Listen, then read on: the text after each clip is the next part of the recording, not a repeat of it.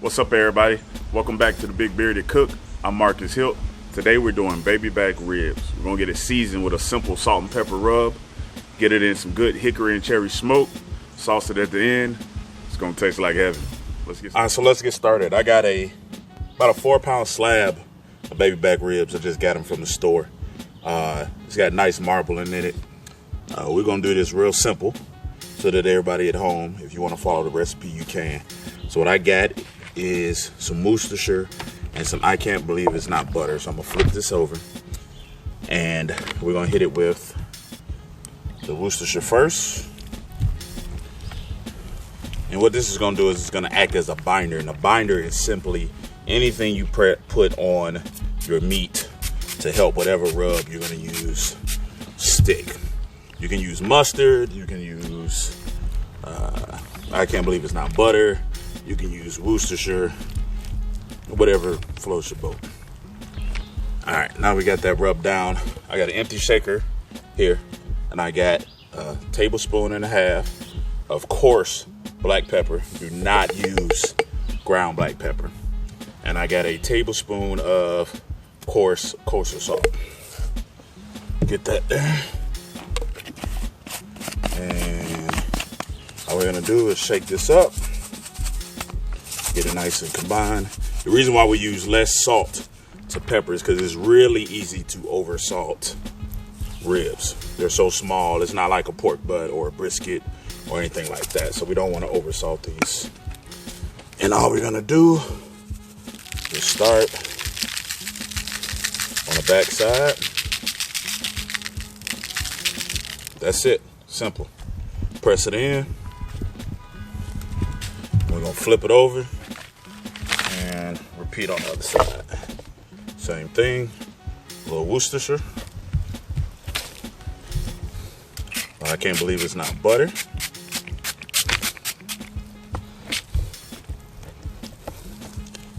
And shake our rub on.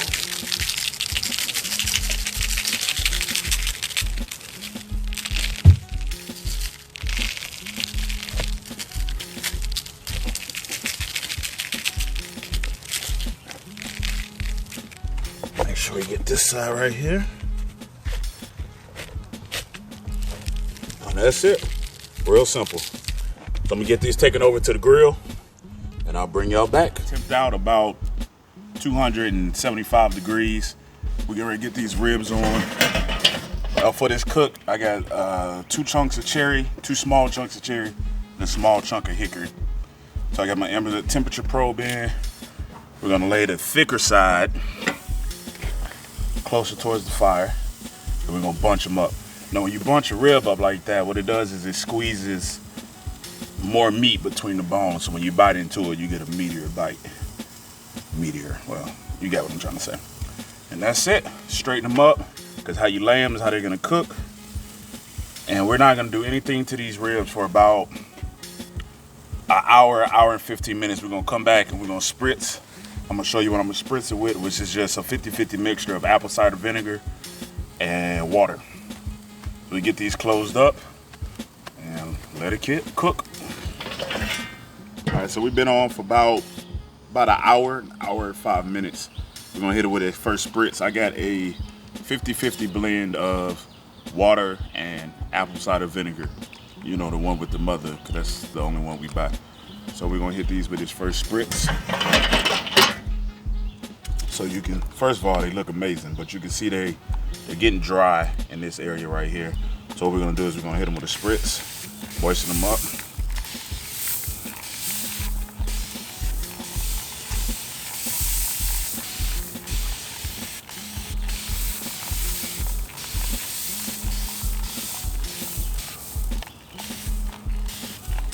And another thing, I'm actually gonna flip these around, make sure we get an even temperature on both sides. I don't want this side to get done before the other one.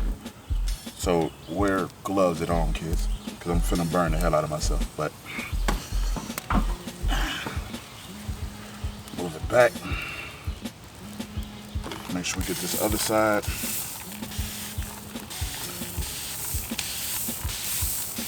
That's it. We'll let it go for about another 45 minutes to an hour. I'll check it periodically and spritz it from time to time, but I will bring y'all back when it comes to wrap, or come time to wrap.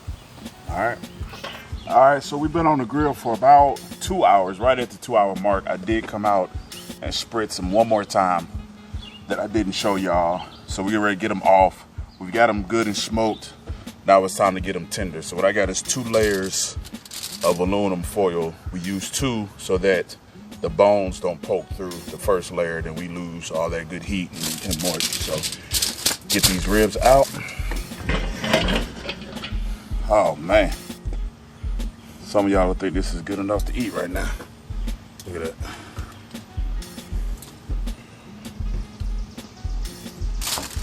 Oh man. So first thing we're gonna do is we're gonna get them spritzed, add a little moisture while they sit in the foil.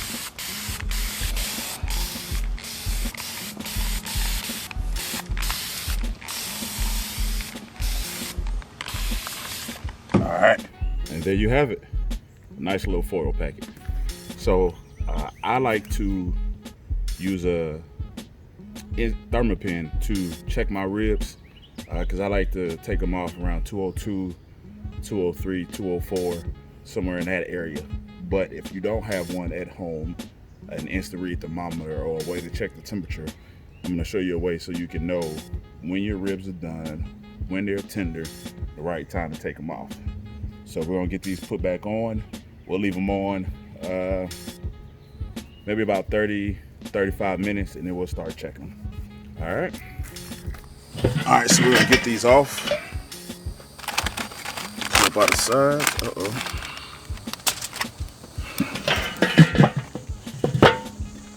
we're gonna unfold this in, unfold that in. Hot.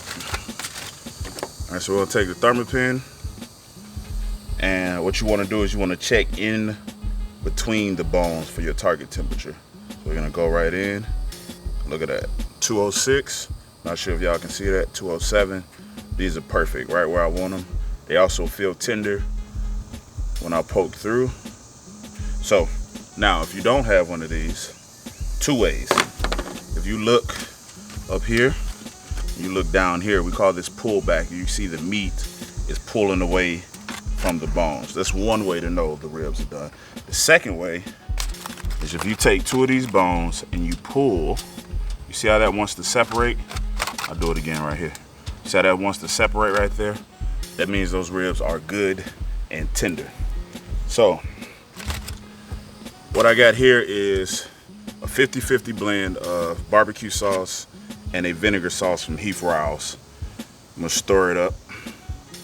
I had it on the grill for about 10 minutes just to heat it up. You don't have to heat the sauce up. I feel like it goes on better when it's hot, but you don't have to. So we mix it up, and I'm about to get my Picasso on. So you just wanna brush the ribs. Sometimes I like to just get dirty with it. Just pour it on.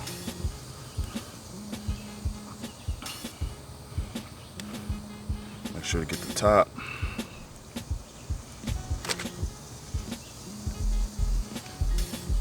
I believe in a previous life, my name was Van Gogh or Picasso or some other famous painter, because when I get to painting these ribs, it's take on a life of its own.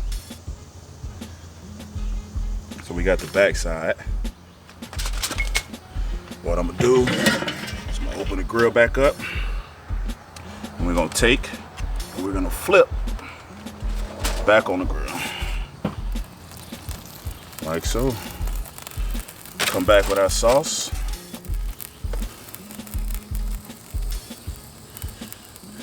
And paint the top half. You might as well just pour it on.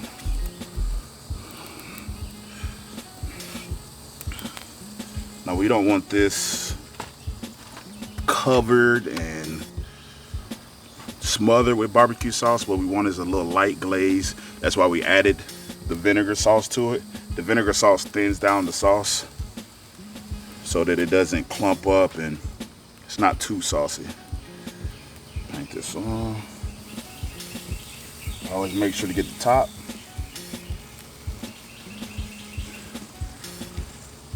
And we're gonna let this go for about 10-15 minutes. Let it tack up, let the sauce tack up on the surface, and we'll get it off and we'll be done. It'll be time to eat. All right, so they've been on for about 20 minutes. The only thing left now is to take them off and to show y'all what all of this hard work was for. Take them.